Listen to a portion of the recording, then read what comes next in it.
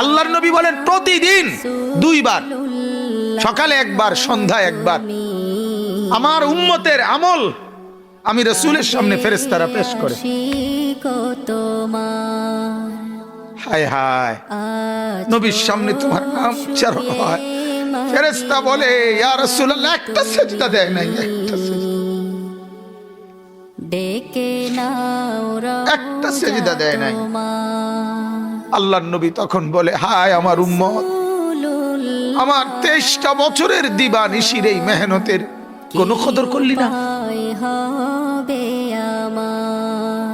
23 বছরের আমার এত কষ্টের কোনো কদর হলো না। হাসরের ময়দানে নবী, দোস্ত শুনেন, হাসরের ময়দানে আল্লাহর নবী তার পিঠ দেখাবে, পিঠ, নবী তার পিঠ দেখাবে, পিঠ দেখায়া বলবে উম্মত দেখ আমার পিঠ চালনির মতো ছিদ্র ছিদ্র করে ফেলছি। তায়েফের বাচ্চারা যখন আমার পাথর মারছে, ওই পাথরের আঘাত সইতে গিয়ে সেদিন দেখবেন, সেদিন বুঝবা যুবক,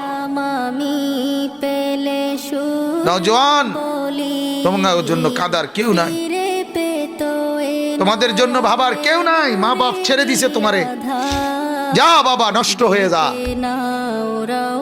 আহা, মোবাইলের হাতে ছেড়ে দিছে তোমারে, নষ্ট বন্ধুদের হাতে ছেড়ে দিছে তোমারে, যা বাবা পেটের বুক লাগলে ভাত খাইয়ে যাইস, বাকি টাইম নষ্ট হয়ে যায়। অভিভাবক ছেড়ে দিছে সন্তান, দুপুর বেলা বের হইছে রাত 10টা পর্যন্ত, কারো কোনো পেরেশানি নাই। মা বাবার ছেলেটা কি হচ্ছে, তার সাথে উঠতেছে, বসতেছে, খাইতেছে, চলতেছে, কারো কোনো পেরেশানি। এভাবে জিন্দেগি চলে না বাজান, এভাবে জিন্দেগি চলে না। এজন্য আল্লাহ তাআলা প্রতিদিন ডাকে আমার বান্দা আমি কি অপরাধ করেছি। রাসূল প্রতিদিন বলে আমার উম্মত আমি কি অন্যায় করেছি।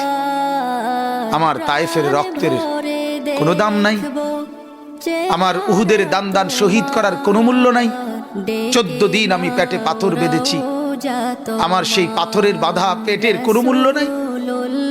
আমি 3 মাস ঘরে চুলায় আগুন জ্বলে নাই, আমার সেই জীবনের কোনো মূল্য নাই। মুসলমানের ছেলেরা, মুসলমানের বাবারা, তোমরা তোমাদের আল্লাহকে চেনো, তোমরা তোমাদের রাসূলকে চেনো। মোবাইল দিয়া হইলেও রবিকে চেনো, রাসূলের জীবনী শোনো, তাইলেও ফায়দা হবে।